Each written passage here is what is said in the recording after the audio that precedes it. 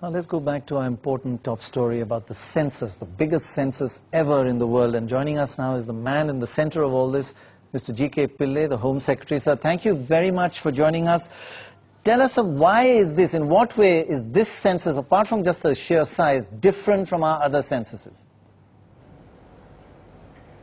Well, I think the major difference is that apart from the census, we are also now collecting all the details for establishing a national population register. In effect, it means that we would have the biometric details of the entire population of the country. Biometric details, meaning you'll have fingerprinting. Will you be doing it like all 10 fingers, getting it ready for the ID cards? Yes, we would be getting the 10 fingerprints. We would also be getting the photograph.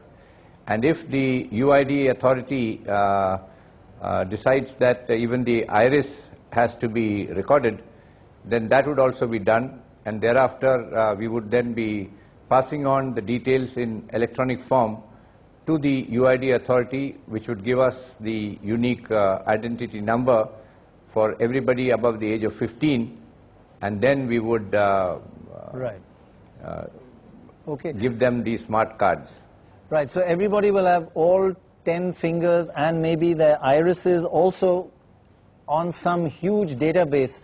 The whole objective of censuses is to be able to target poverty programs, etc. Up to now, it's really not been of much help. You know, the leakages. Is this going to make all the difference in making sure that the poor actually get welfare schemes and not everybody else? So less leakage. I think so, because for the first time, the National Population Register will cover everybody in the country, from the age literally 0 to whatever age you have. And therefore, we first give the national population the identity cards and the unique ID number for everybody above the age of 15. And as those who are below 15, they become 15, they start getting the unique identity number. And when they become 18, they get these smart cards. So you would get who are the usual residents in India as of in 2010. You would have the complete details of all the people. Sir, you're going to ask for religion, person's sex, their age, but you're not asking any questions on caste, am I right? Is that a decision that's been taken, and why was that decided? I think it was decided. We've never done the caste. We think that on the ground there are so many variations and so many differences that it would only create more confusion. And as I mentioned earlier, I think the time has come for this country, in fact, to move towards a casteless India. Right. Okay. One last question. You're going to have this huge database. Everybody's wondering, will that be misused? What about privacy?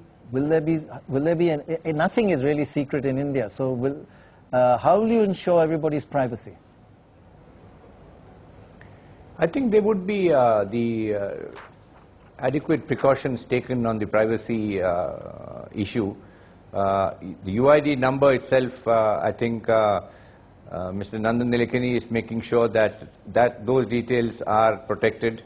I think the only aspect where the details would really come about is where there is an issue of national security involved.